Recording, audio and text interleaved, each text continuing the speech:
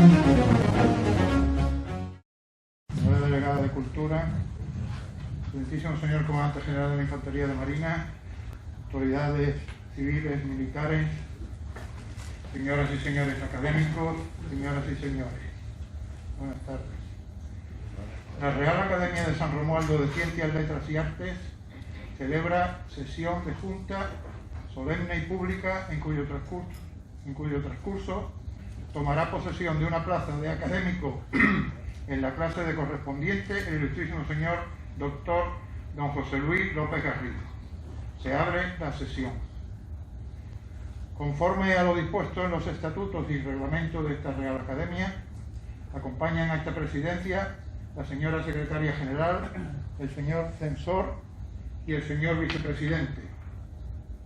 Tiene la palabra la secretaria general, ilustrísima señora doña Adelaida Bordés, para dar lectura al acta.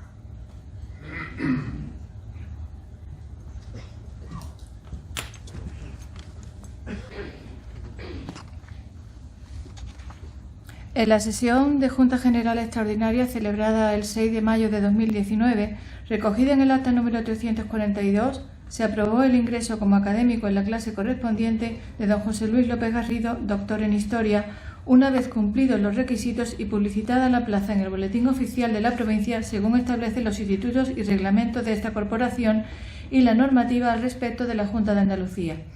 Comunicado el acuerdo al recipiendario, se estableció el plazo reglamentario para su ingreso que, con posterioridad y por las circunstancias sobrevenidas, quedó fechado para hoy martes 8 de febrero de 2022, siendo el título de su discurso de toma de posesión San Fernando 1823-1828, 6 años en la vida de un soldado, recuerdos de la campaña de España. Será presentado por el ilustrísimo señor doctor don Juan Torrejón Chávez, académico de esta, cuyo ingreso tuvo lugar el 16 de febrero de 1999, de lo cual como secretaria doy fe con el visto bueno del señor presidente. Muchas gracias, señora secretaria general. El señor López Garrido puede subir al estrado y tomar asiento en el lugar designado.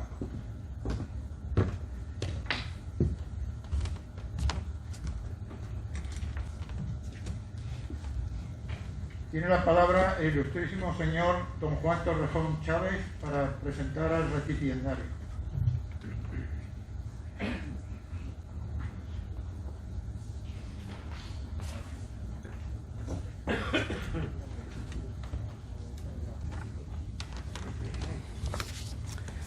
Con la venia, señor presidente, excelentísimas e ilustrísimas autoridades, señoras y señores académicos, queridas amigas y amigos.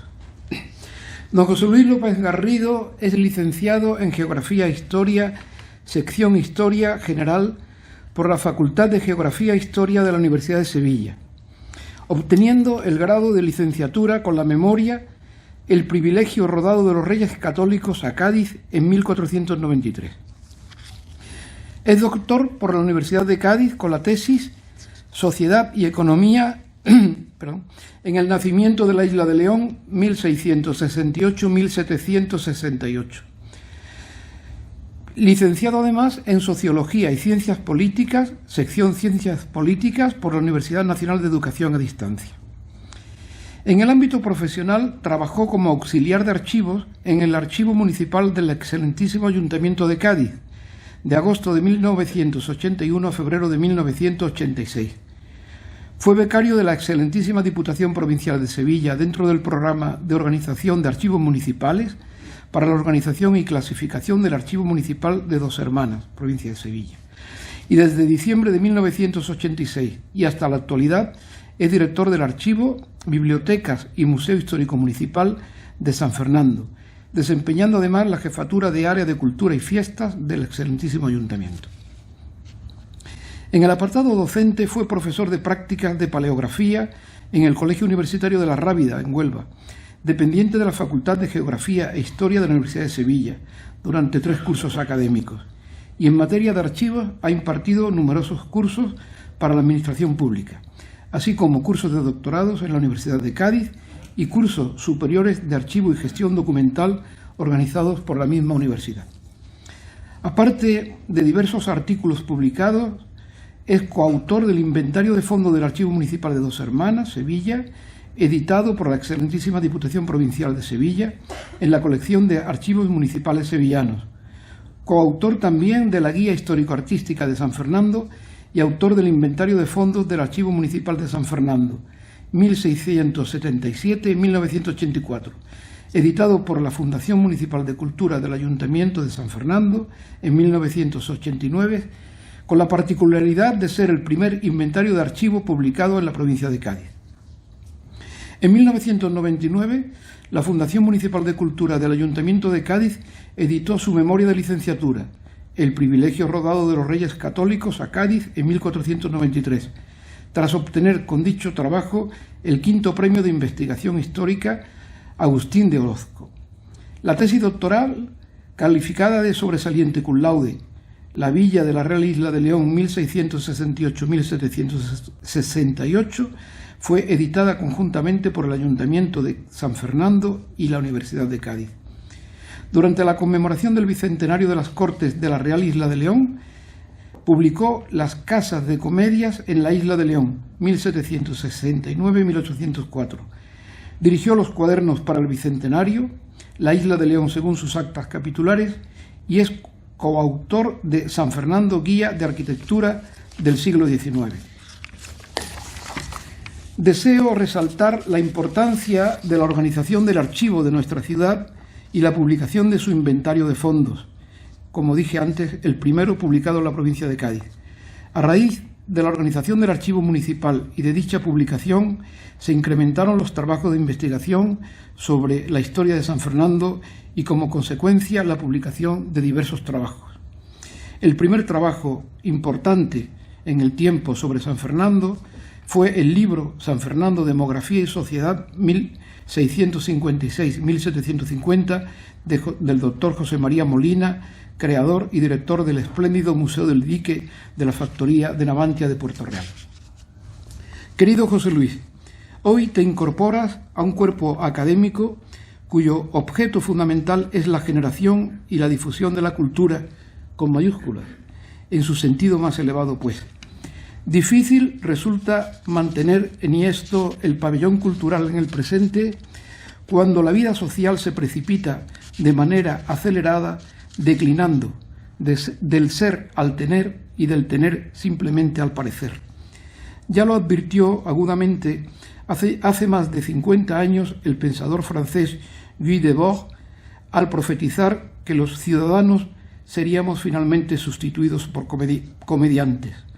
De modo que la vida se convertiría en un espectáculo donde lo esencial sería la teatralidad.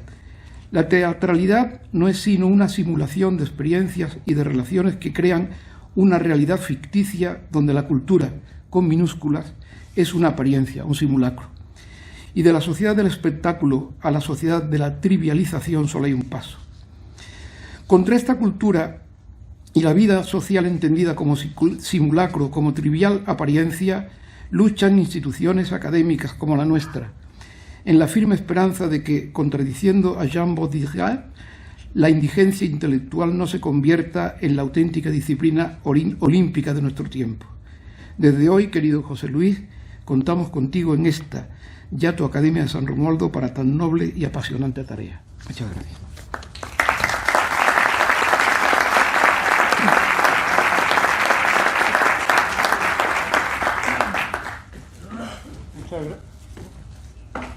Muchas gracias, señor Torrejón Chávez.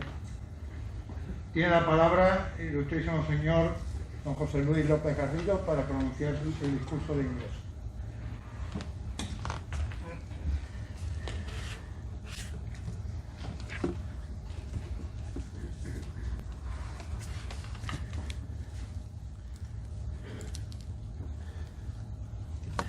Con la venia, señor presidente, excelentísimo señor presidente, ilustrísimos señores académicos de la Academia de San Romualdo, autoridades, señoras y señores, queridos amigos, muy buenas noches. En el tercer Congreso Nacional sobre Bibliofilia, Encuadernación Artística, Restauración y Patrimonio Bibliográfico, celebrado en Cádiz en 2009, conocí el manuscrito 6 años, el de la vida de un soldado, Recuerdos de la campaña de España, al plantearse un proyecto de trabajo que buscaba la edición total del mismo por parte de diversos profesionales de nuestro entorno, cada uno en relación a su ciudad. A mí me correspondería la parte del manuscrito dedicada a San Fernando. El proyecto finalmente no se llevó a cabo. Pero desde que tuve acceso a la documentación que voy a presentarles, y especialmente a sus imágenes, he buscado algún medio, alguna fórmula de darla a conocer al tratarse de textos e imágenes inéditas sobre esta ciudad. Y en resumidas cuentas, este ha sido el propósito esencial que ha pesado en la elección del tema que me propongo abordar. Evidentemente, tanto el manuscrito en francés como las imágenes que vamos a ver requieren un análisis y estudio amplio que abarque desde la traducción completa del texto a la inclusión de un corpus crítico sobre dicho texto y sus imágenes a resultas de la información que hoy poseemos sobre la historia de San Fernando. Todo ello es ahora materialmente imposible si nos atenemos a los límites temporales que impone este discurso de ingreso. Así que solo puedo ofrecerles, de forma resumida, la información que nos da Monsieur Marichal sobre los monumentos y edificios en los que se detiene. Solicité a la Fundación Mascort, propietaria del manuscrito, que me permitiese el uso de la parte correspondiente a San Fernando para darlo a conocer en una conferencia. Y una vez obtenido el permiso correspondiente, cumplo este deseo de darlo a conocer. Agradezco, pues, a la Fundación Mascort su excelente disposición y las facilidades dadas para el uso del manuscrito. Agradezco al profesor Dr. Torrejón Chávez su amable presentación y mi doble agradecimiento a la Real Academia de San Romualdo de Ciencias, Letras y Arte. Primero, por este honor que hoy me otorga y además por la oportunidad que me brinda con esta conferencia de haber cumplido el deseo de mostrarle nuevas imágenes de San Fernando. Les invito, por tanto, a un viaje en el tiempo por el San Fernando del primer tercio del siglo XIX. Y para este viaje habremos, sin duda, de dar un primer paso. Bueno, un salto en realidad de aproximadamente 2 siglos.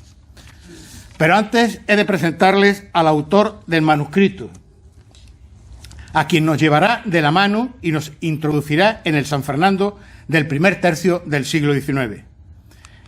Edouard Joseph Simon Maréchal de Saint-Ève fue uno de los soldados del ejército conocido como los 100.000 hijos de San Luis, que quiso dejar para la posteridad sus vivencias y los lugares que recorrió y conoció durante los años que estuvo en España, dedicando el manuscrito a sus hijos para que tuvieran referencia de su vida como militar. Se ha de advertir que nuestro Cicerone, Monsieur Maréchal, es ante todo un soldado, por lo que, sin desdeñar alguna que otra opinión sobre arte y el orden arquitectónico de los edificios en que se detiene, deja patente sobre todo el valor militar y estratégico que determinados lugares representaban en la defensa del territorio, dejando constancia a veces del estado de decadencia y abandono que sufre la isla, expresando, no sin cierta dosis de melancolía, su esperanza de cambio.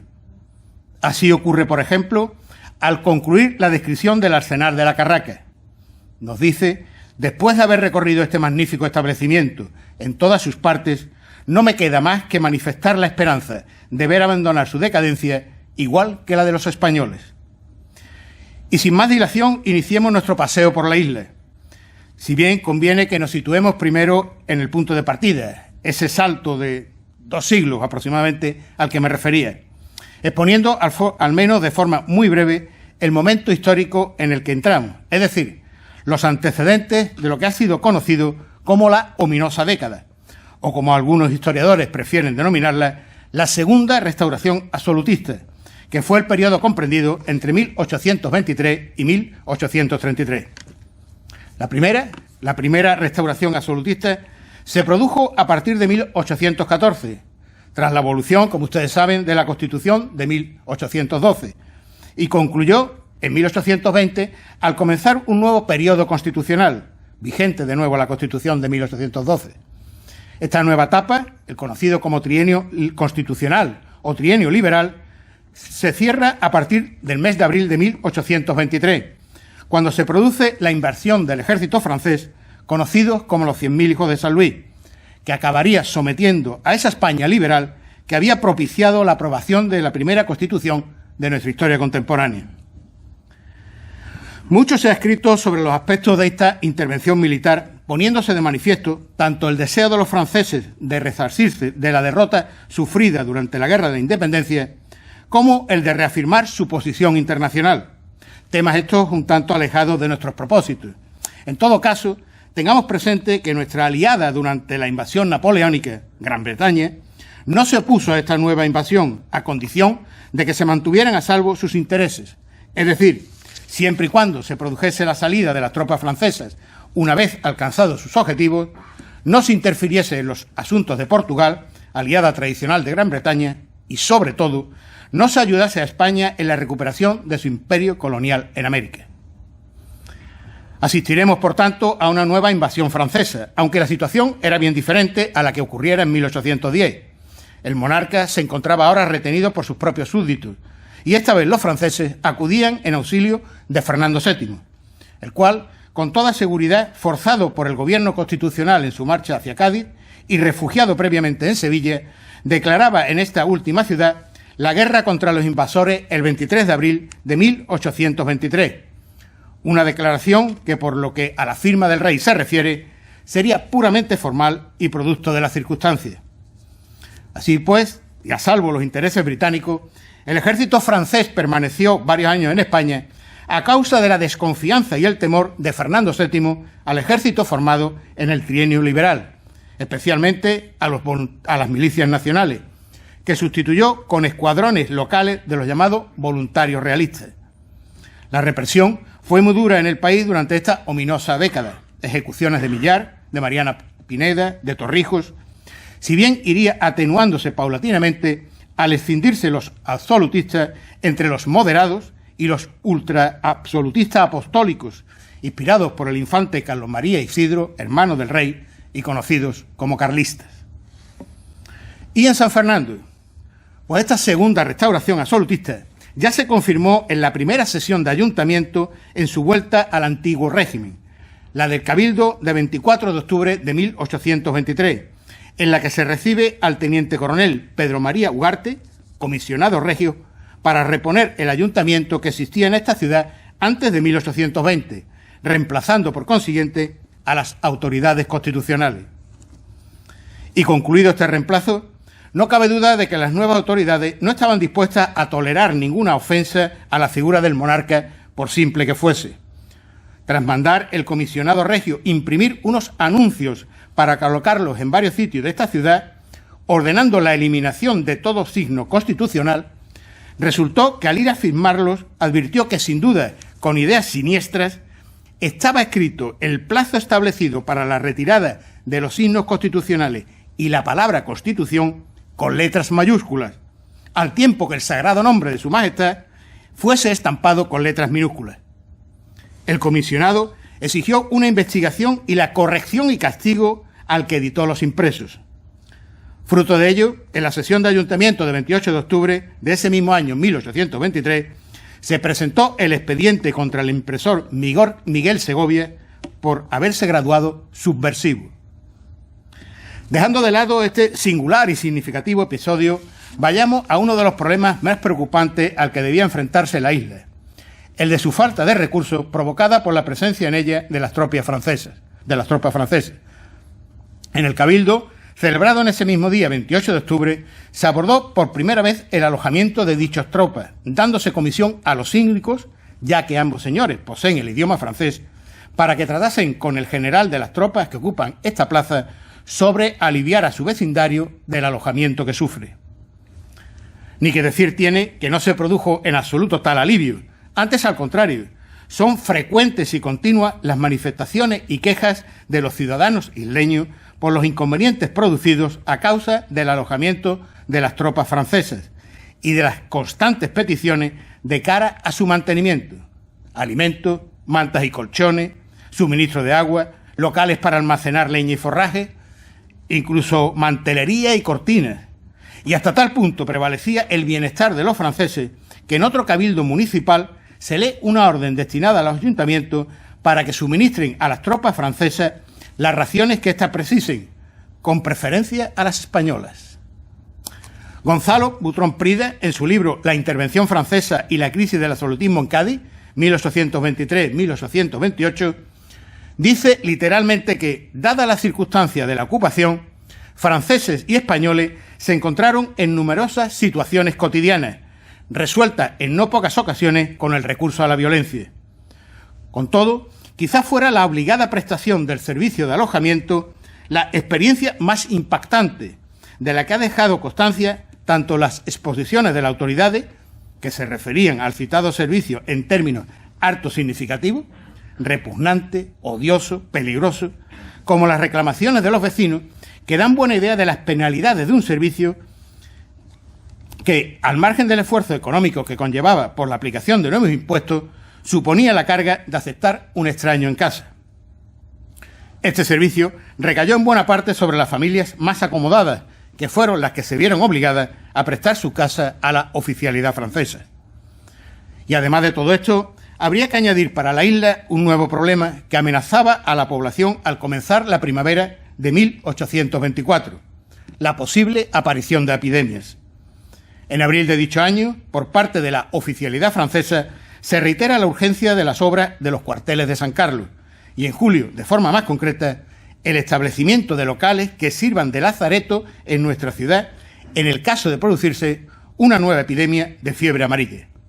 El ayuntamiento hubo de acudir a los dueños y proveedores de tabernas y tiendas de comestibles, al gremio de montañeses, a fin de obtener el préstamo necesario para la conclusión de las obras de los cuarteles de San Carlos.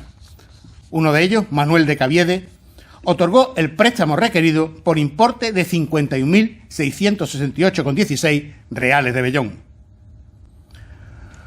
Una idea singular y concreta de cómo se encontraba la ciudad nos la puede ofrecer la imagen que presentaba una de las dependencias municipales, precisamente aquella que en definitiva requiere de mayor orden y organización, y permitan ustedes esta licencia al archivero, dando cuenta del estado de desconcierto y abandono en el que se hallaba el archivo municipal. Puertas abiertas, llaves rotas, papeles revueltos y esparramados, con total abandono y desorganización, en el que solo no había control de acceso, sino que incluso hasta hacía las veces de cárcel. Ahí tienen ustedes a Juan Torices preso en el archivo municipal. En fin, afortunadamente uno no... En resumidas cuentas, en los años 20 del siglo XIX, la imagen de la ciudad de San Fernando era de ruina y decadencia. En la comunicación de Miguel Ángel Rubio Gandía y José Miguel Reyes Mesa, la ciudad de San Fernando a mediados del siglo XIX, presentada a los 10º encuentros de Historia y Arqueología, se alude a la celeridad y mala calidad de las construcciones para albergar a la población refugiada en la isla durante la Guerra de la Independencia, afirmando que desde 1824 hasta mediada la centuria se demolieron más de 800 edificios ruinosos, lo que a juicio de los citados comunicantes probaba la decadencia de la ciudad. Una decadencia, por lo demás, que no podría ser revertida, dado que los escasos recursos con los que se contaba se destinaban de forma prioritaria a satisfacer las necesidades de la tropa francesa estacionada en ella. Y teniendo todo esto presente, iniciemos ya nuestro recorrido por la isla, comenzando por la misma introducción que nos ofrece Marechal en su descripción general de San Fernando. Así afirma, entre otras cosas, que la isla de León tiene forma más o menos triangular, que está situada al sureste de Cádiz, unida a la tierra firme por el puente de Suazo y rodeado por el canal de Santipetri de 14 kilómetros de extensión y cuya profundidad es muy cenagosa en determinadas zonas. Pone de manifiesto su condición militar, dando cuenta de las defensas naturales de la isla, meandros y canales cenagosos, salinas fangosas e impracticables, y de las baterías y fortificaciones que la protegen, para resaltar finalmente que el fuerte de Santipetri cruza su fuego hacia la playa y alta mar con las baterías de Urrutia en la desembocadura del canal. El punto de mayor altura es el Cerro de los Mártires, señalando luego que el terreno es, en general, de una arenisca natural muy estéril, predominando en la vegetación árboles de olivares de Bohemia, mimosas y mirtos, además de palmeras de una vejez admirable. También resalta Marechal que se encuentran en la isla buenas fuentes de agua dulce y que un acueducto conducía antiguamente a la casería de Ocio en la que arribaban los buques para hacer aguadas. Marechal califica a la villa como enteramente moderna, que no a mucho contaba con 40.000 habitantes, cantidad que sin duda había disminuido. La calle Real atraviesa toda ella casi en línea recta, salvo delante de la iglesia catedral, donde se desvía dirigiéndose hacia el puente de Suazo. La nueva población de San Carlos acoge buenos edificios, cuarteles, hospitales, pabellones de oficiales, etc. Muchas casas fueron edificadas a finales del siglo XVIII y la reunión de estos dos centros de población, decretado por las Cortes de 1810, dio nacimiento a la villa actual de San Fernando, nombre que le fue puesto en recuerdo del monarca por entonces cautivo. Quiero advertir que el recorrido que vamos a seguir no es para mi gusto el más natural, como sería la entrada a la isla por el puente de Suazo, pero he preferido mantener el que hace nuestro Cicerone, pues, como podrán comprobar en las primeras imágenes que van a ver, haremos la route de Cádiz a la isla, la ruta de Cádiz a la isla. Y además reconozco que al optar por esta ruta puedo, a modo de introducción, mostrarle algunas imágenes que no son propiamente de San Fernando, pero que nos conducen a ella. Impresionante me parece, desde luego, la del molino de Riorillo, tanto en relación con lo que hemos conocido años atrás, como lamentablemente con lo que hoy podemos ver. Así pues, nuestra primera parada es el Ventorrillo de Isabel, que está situado a la derecha del camino, casa de apariencia bastante pobre, con un porche avanzado sostenido por 3 pilares, que estaba siempre repleto de coches y de las monturas de los viajeros, que tienen la costumbre de reunirse aquí. La siguiente parada es el propio Camino del Arrecife, en dirección a la Cortadura, siguiendo la bella calzada o arrecife que conduce a la isla de León.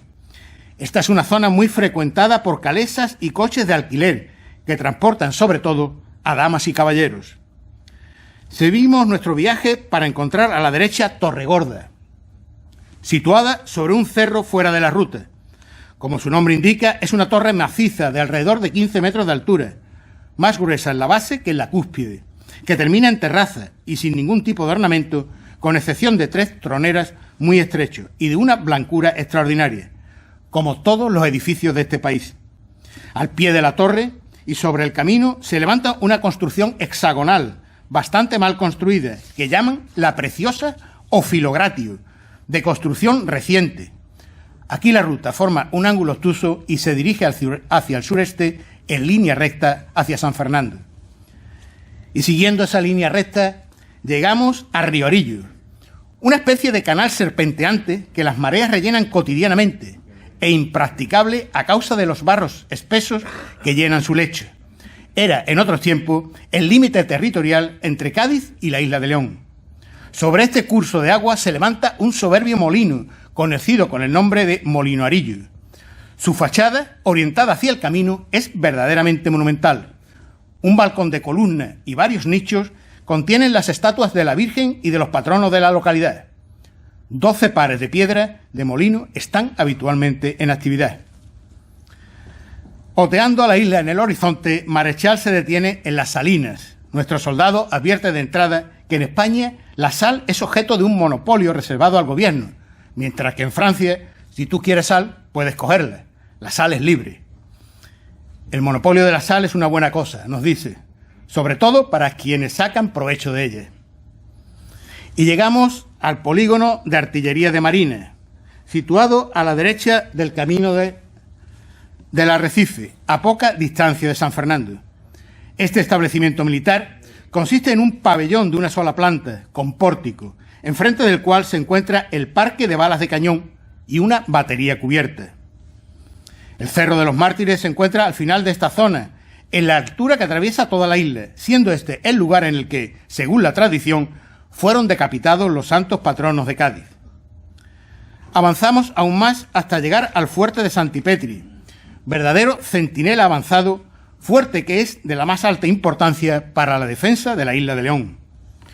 Esta fortaleza protege este lugar de la manera más completa y eficaz posible, ya que la marea deja al descubierto, cuando se retira, un largo cinturón de arrecifes. Cuando las aguas son más bajas, es casi imposible abordar este lugar sin el concurso de una barca, mientras que con la marea alta, las olas se estrellan violentamente contra los muros de la fortaleza. Las corrientes submarinas contribuyen a hacer más difícil incluso los abordajes, sobre todo hacia alta mar.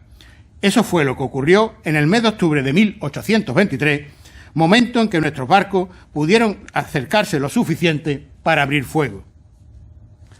Habitualmente se solía tener en este puesto una guarnición de 20 hombres de infantería, con 8 o 10 cañones, destacamento que era relevado cada 15 o 20 días.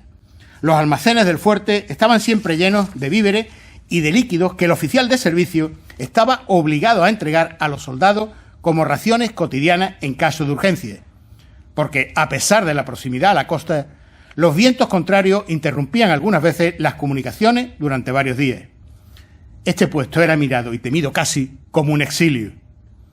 Seguidamente se detiene en el templo de Hércules, citando a diversos autores, a los clásicos Polibio, Estrabón, al padre Mariana, e incluso se refiere a la estatua de Alejandro y a la visita realizada por Julio César. Y situado ya en la calle Real, Marechal nos describe el convento del Carmen de San Fernando, que nos dice que está situado hacia la entrada de la ciudad. Es grande y bien construido, con una fachada de estilo demasiado común, regular. Un estilo muy común en España y común en los talleres de esta época, que se conoce con el nombre burlesco de rococó. Pero el aspecto de la construcción es interesante. Tiene un campanario provisto de 3 arcos superpuestos, 2 de ellos ubicados en la fachada principal. El interior de la iglesia es mucho más rico que el de la catedral y encierra algunos buenos cuadros. En el jardín, que es a mi entender quizás el más bello de la isla, se encuentran admirables palmeras y multitud de naranjos. Hemos visto que en este convento las Cortes de 1813 tuvieron su sede. Seguimos nuestro paseo y llegamos al convento de la Enseñanza, que es sin duda el más rico de San Fernando. Es un convento femenino, el cual presenta una fachada bastante grande, muy extensa y de construcción moderna, con una puerta dórica de muy buena ejecución. En cuanto al resto, salvo parte de la iglesia que está ricamente decorada, por lo demás, dobles cadenas, triples cierres y cerrojos innumerables. Pasamos seguidamente a la Alameda, a la Capitanía General de Marina, y nos dice Marechal que el capitán general de la Marina era la principal autoridad española en San Fernando, pero en la práctica su radio de acción era absolutamente nominal y no ejercía su autoridad más que sobre un viejo barco anclado en la Carraca, algunas chalupas guardacostas y sobre 3 a 400 soldados de infantería de marina. Ocupaba, sin embargo, una bella casa en la Alameda, un edificio lleno de balcones y de ventanas rematadas con frontones y por pilastras que terminaban sobre la terraza de forma elegante, reemplazando a las habituales almenas. Un mástil en donde ondeaba la bandera del pabellón señalaba los dominios de la primera autoridad marítima. Y al lado de esta casa que acabamos de describir se encuentra el Hospital de San José. Marechal nos dice que San José es el patrón de San Fernando. Es un vasto paralelogramo de una construcción moderna que fue terminado en 1768. La fachada, muy elegante, se compone de 3 arcos. El del medio forma una vasta entrada y los otros 2 están adornadas de puertas cuadradas y de ventanas. La terraza decorada con crestería y con un campanario en el centro. Este establecimiento filantrópico está muy bien atendido, como generalmente todas estas instituciones en España. No se admitían más que enfermos civiles y de ambos sexos. La casa Cimbrelo, más a menudo llamado bajo el nombre de Torre Cimbrelo, porque la torre era sin duda la parte más considerable de todo el edificio, era una mansión muy grande y bella, situada enfrente del ayuntamiento. Un vestíbulo inmenso conducía por una bella escalera a vastos apartamentos, cuyas paredes estaban pintadas al fresco. Podías romperte el cuello para ver bien las molduras y los ornamentos de los techos. Tal era la elevación de todos los pisos. Era muy bella sin duda, pero la negligencia nacional había causado allí grandes estragos. La terraza conducía a una torre magnífica, de 2 pisos, cada uno de ellos con un balcón y terminado con una torre mirador, rematada por una cúpula. Desde este punto la vista era admirable, no solamente de la ciudad, sino también de los alrededores. Nos detenemos ahora en el ayuntamiento. El ayuntamiento, o mejor dicho, el alojamiento que le está destinado, está situado sobre la Plaza Real y no está terminado aún. Es una pena, porque es un bello edificio a juzgar por lo que existe desde nuestra estancia. San Fernando estaba construido sobre los últimos puntos de altura de la colina que atraviesa la isla y se había resuelto la diferencia del nivel del suelo donde se había construido este edificio, con una terraza con arcadas que servía de almacenes. Una larga escalera de 25 o 30 escalones conducía a la primera plataforma de entrada, que se extendía a través de toda la fachada. No se había terminado más que la planta baja y el primer piso, y son todos de orden dórico, presentando un total de 5 puertas, que constituyen un cuerpo avanzado, rematado por un magnífico balcón sostenido por unas cariátides, de las cuales solo una está acabada. Por debajo de este balcón hay 5 arcos formando un porche cubierto, donde la tropa se cobija en los días de mal tiempo, porque esta era la puerta principal de la ciudad, protegida por la tropa francesa. Y lo digo porque yo allí he montado la guardia. Es un edificio realmente bello, a pesar del abandono y lo aislado de sus lados. La Escuela de Guardias Marinas fue establecida allí durante un cierto tiempo, pero fue bastante antes de nuestra llegada. Otra parada de nuestros soldados nos deja frente a la que denomina Iglesia Catedral. La iglesia principal de San Fernando está construida sobre una plaza que se encuentra hacia los 2/3 de la calle Real, en un lugar preciso en que esta calle forma una especie de recodo para dirigirse hacia el puente de Suazo.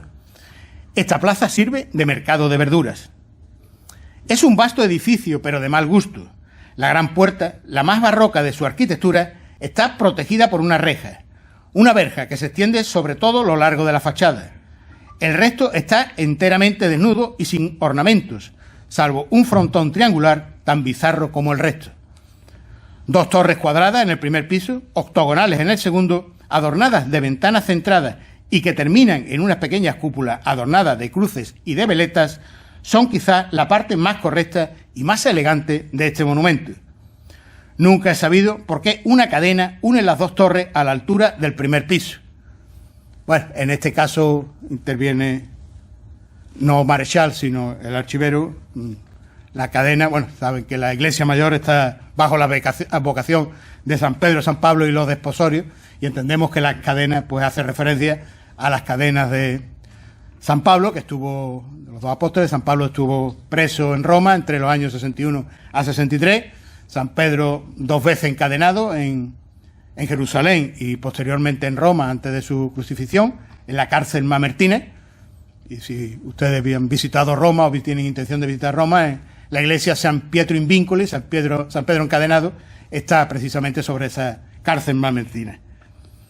En cuanto al interior, es grande y está muy bien iluminado, demasiado bien incluso, porque la iluminación suele ser menos intensa en los edificios destinados al culto. Fue en este templo el 24 de septiembre de 1810 cuando la regencia y las Cortes celebraron la misa de Espíritu Santo, celebrada por el cardenal de Borbón, tan fecunda en resultados. Y llegamos a la capilla de la Divina Pastora, señalándose que al fin del camino del arrecife está la capilla de la Divina Pastora, la Virgen. Capilla que está a medio terminar y rodeada de un profundo foso, siendo a la vez el último edificio que se encuentra sobre la ruta y el primero de la villa de San Fernando, donde al fin estamos destinados. Uno de los edificios que más parece llamarle la atención a Marechal es el Observatorio Real de San Fernando, que está construido en la extremidad de la parte más alta que atraviesa la isla. Fue terminado en 1798, elevado sobre una terraza de mampostería al que se llega desde 2 sitios. Está construida en piedra de talla del puerto de Santa María. Su fachada principal sube 2 pisos sobre la planta baja. Todo el edificio es de forma cuadrada y de orden dórico y de la más bella ejecución. Una fila ornada de metopas y triglifos separan el primer piso del segundo. Este segundo piso está terminado por una cornisa y una plataforma a la altura de la cual se puede ver a un grupo bastante bien ejecutado representando a Urano, llevado por imágenes que le rodean, y genios que sostienen instrumentos de astronomía en las manos. Desde nuestra llegada, el centro de esta plataforma estaba ocupada por una gran cúpula sobre basamento, terminada por un pararrayos y una veleta. Esta parte del edificio fue cambiado durante nuestra estancia y fue reemplazada por una torre descubierta rodeada de una balaustrada conservando el pararrayos. Todo el edificio estaba desde 1823 a 1828 en buen estado de conservación, pero completamente desierto. Los profesores titulares estaban allí, pero no había alumnos. La biblioteca es poco considerable, así como la colección de instrumentos, casi todos de fabricación inglesa y de una insuficiencia notoria. Ya saben ustedes de dónde proviene la palabra chauvinismo, ¿no?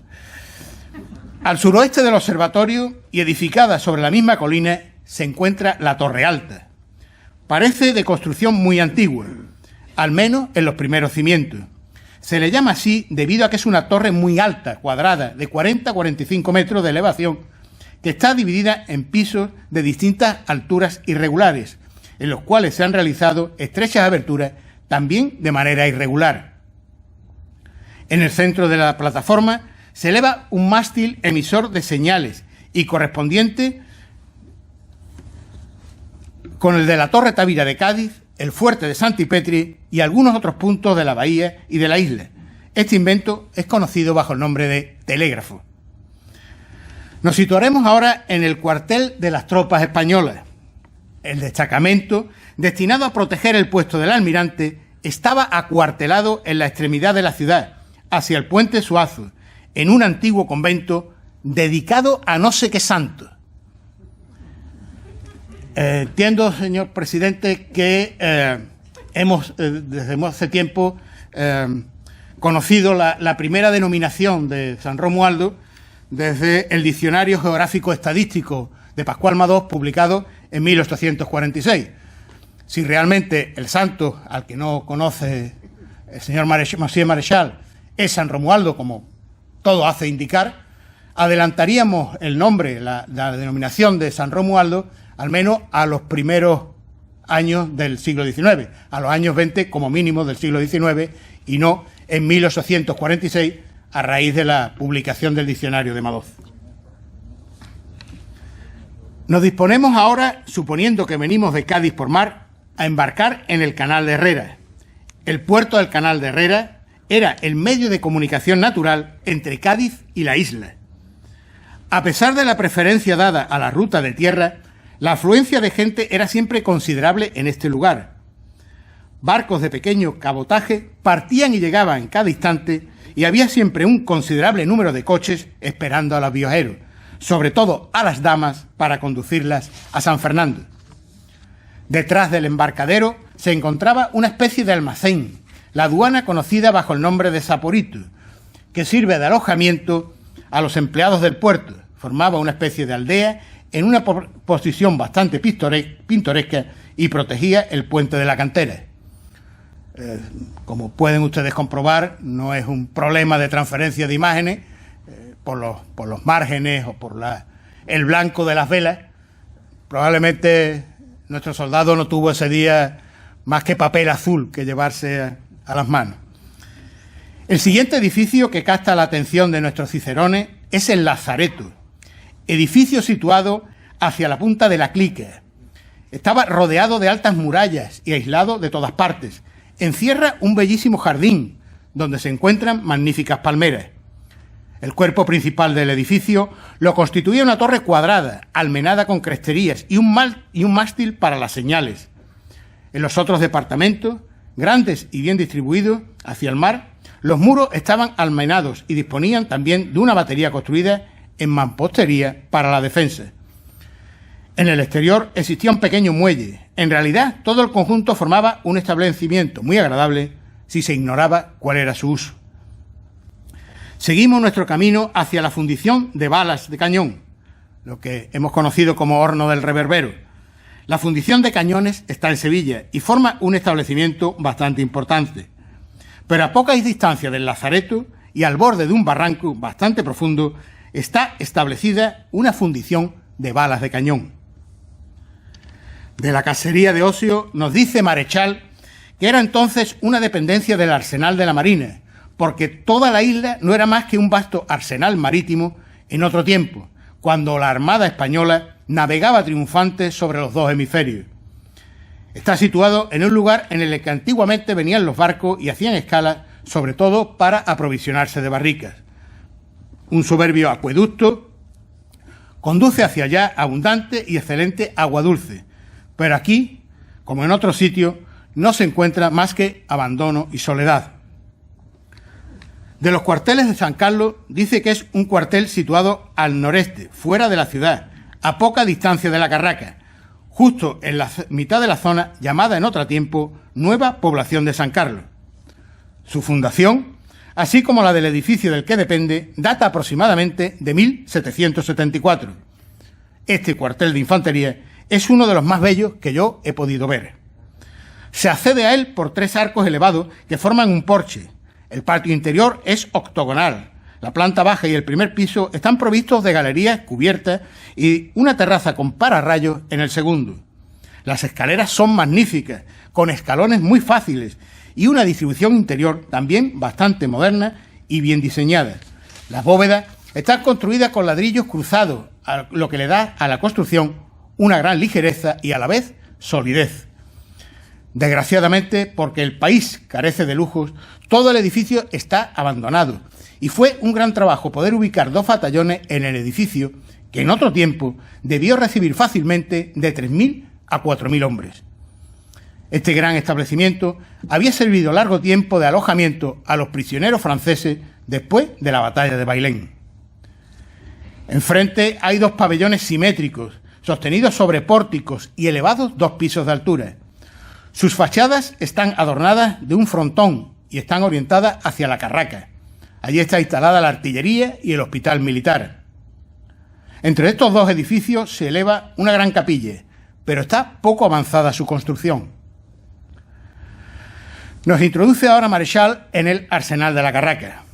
Desde siempre, dice, la entrada al arsenal ha estado prohibida a los extranjeros. Solo un permiso real podría hacer que se abrieran las puertas y nada era más difícil de obtener. La Carraca y su establecimiento, tal como la conocemos ahora, se remonta a 1777. Y pasamos a la entrada del arsenal, señalando que para su acceso se atraviesa Santipetri en una barca, una lengua de mar delante de la Carraca de alrededor de 120 a 130 metros. Esta entrada al arsenal es, por otra parte, bastante simple.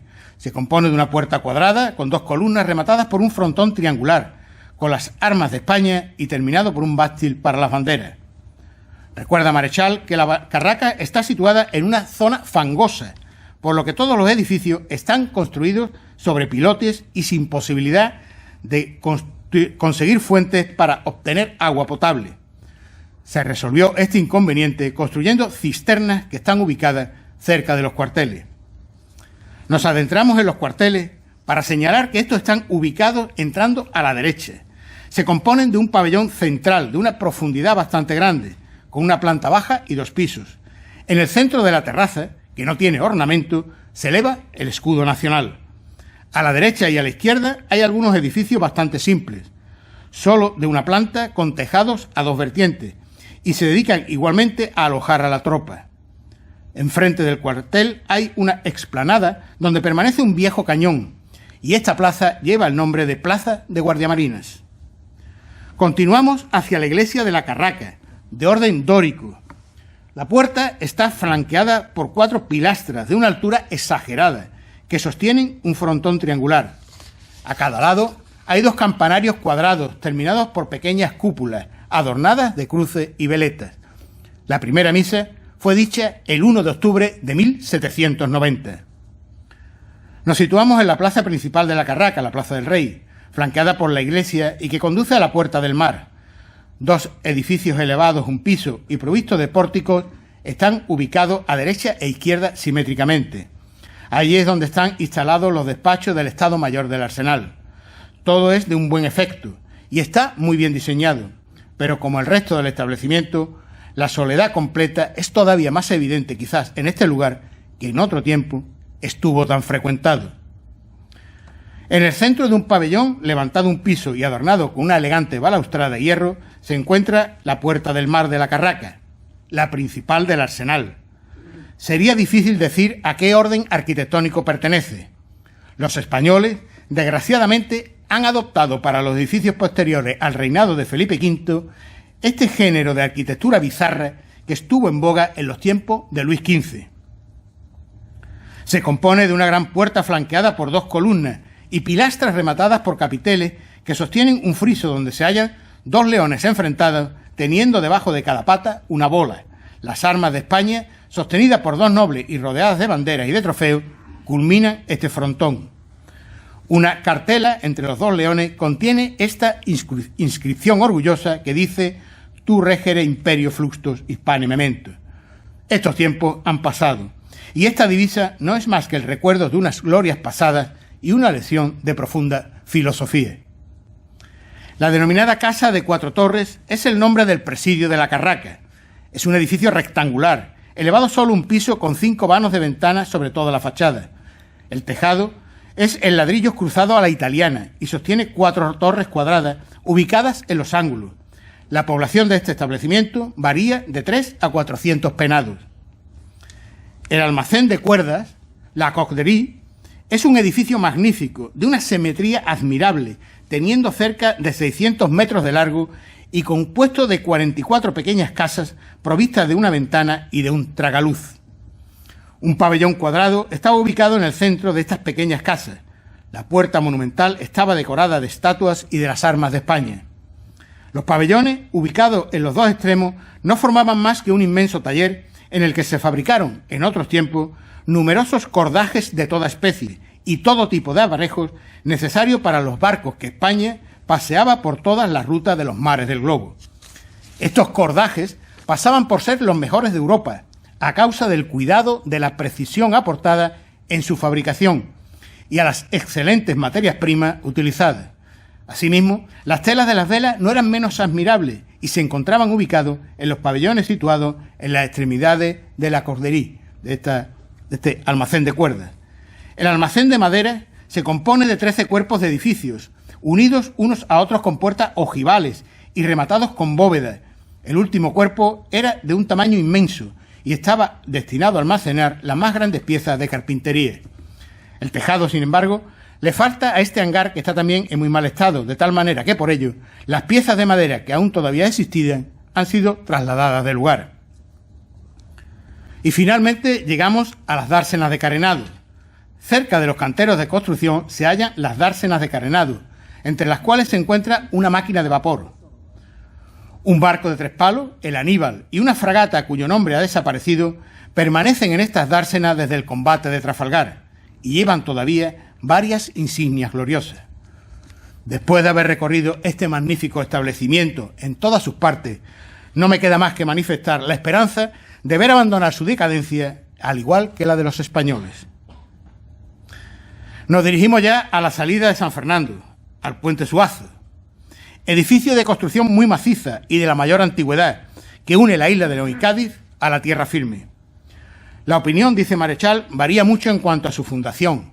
Don Antonio Ponz, autor de un completo libro de viaje por España, señala que fue construido por el doctor don Juan Sánchez de Suazo, de Segovia, oidor mayor del Consejo de Castilla y muerto en 1437. Este puente está limitado a los dos extremos por 2 puertas que no se cierran, ni la una ni la otra, pero están cubriendo las sólidas murallas y troneras, las cuales abren hacia la tierra firme un camino salido de un frontón en donde Hércules está representado en bajorrelieve, con una mano apoyada sobre un león y en la otra sostiene las armas de España. Las 2 columnas y la divisa plus ultra completan esta obra que data de Carlos V. La longitud total de este puente, puertas comprendidas, es de 456 3/4 de varas, graduado en medio kilómetro, y la anchura de 9 metros en obra. Le surgen aberturas como de 3 grandes arcos y 2 pequeños. El arco central, cortado creo durante la anterior guerra, es levantado a mano y restablecido en maderamen. Y terminamos nuestro paseo en el Portazgo.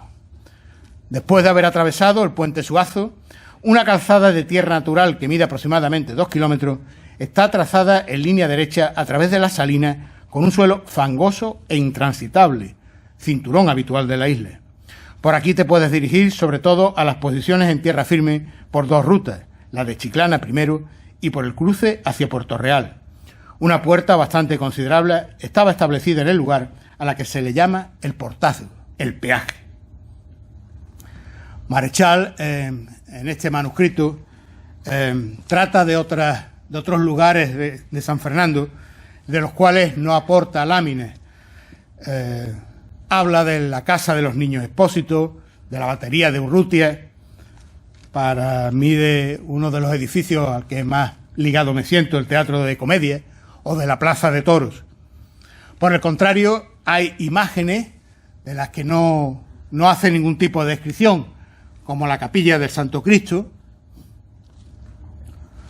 una vista general de San Fernando desde los gallineros, desde gallineras, y finalmente una imagen que, bueno, me ha tenido un poco preocupado buscando a ver a qué puede corresponder la Casa del Celoso. No he conseguido averiguar a dónde pertenece. Y nada más, eso es todo. Ha sido un placer poder, de alguna manera, presentar estas imágenes, estas palabras del soldado Eduard de Marechal, que creo interesante que se conocieran, porque, bueno, de alguna manera casi supone un comienzo de las imágenes de la isla anterior a cualquier imagen fotográfica que hayamos podido conocer. Muchas gracias por su atención.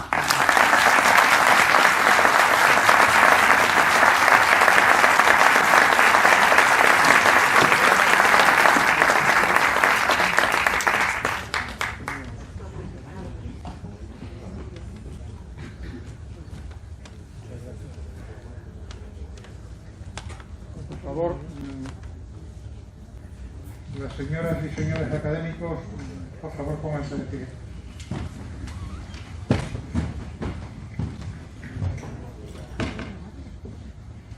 Conforme al artículo 5 de los estatutos y al título segundo, artículos 5, 7 y 12 del reglamento, se va a dar posesión de una plaza de académico correspondiente al ilustrísimo señor don José Luis López Garrido.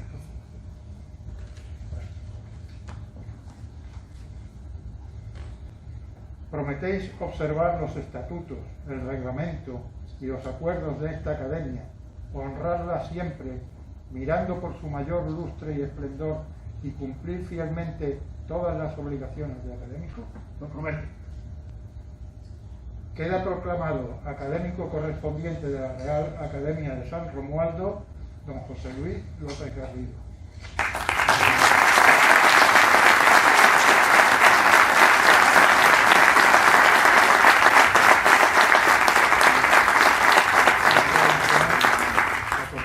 Medalla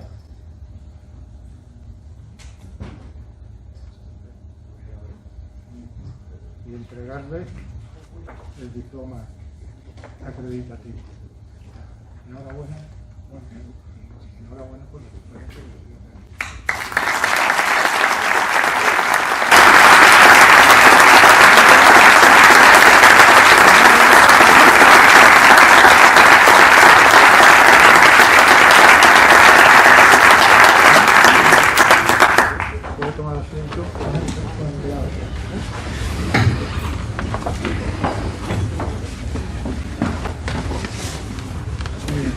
Querido José Luis López Garrido,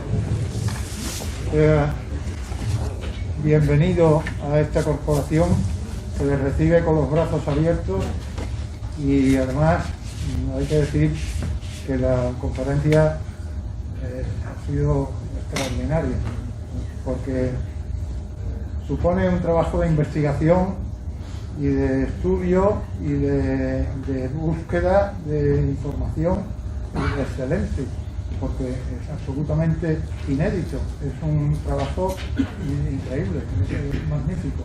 Enhorabuena, porque todos creo que hemos quedado muy gratamente impresionados por esta conferencia. Es una cosa que no nos esperábamos y nos ha gustado muchísimo. Enhorabuena, bienvenido a la academia, y esperamos de su trabajo y de su valía grandes beneficios para nuestra corporación.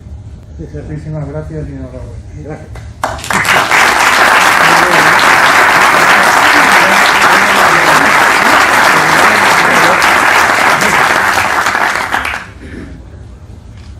Muy bien.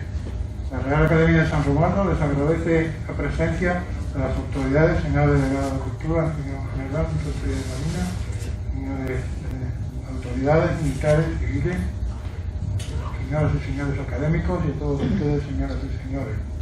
Les anuncio que el próximo acto de la Academia será el próximo día 15 de febrero a la misma hora, a las 7:30 de la tarde, y precisamente el título de la conferencia o del tema que se va a tratar es el penal de Cuatro Torres.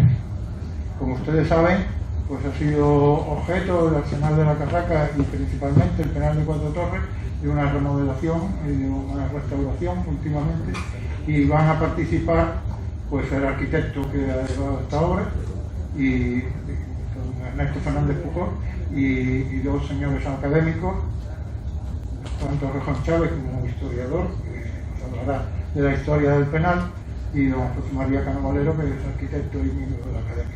Están todos ustedes invitados el día 15 a las 19:30 el penal de Cuatro Torres. Nada más, se levanta la sesión. Muchas gracias a todos.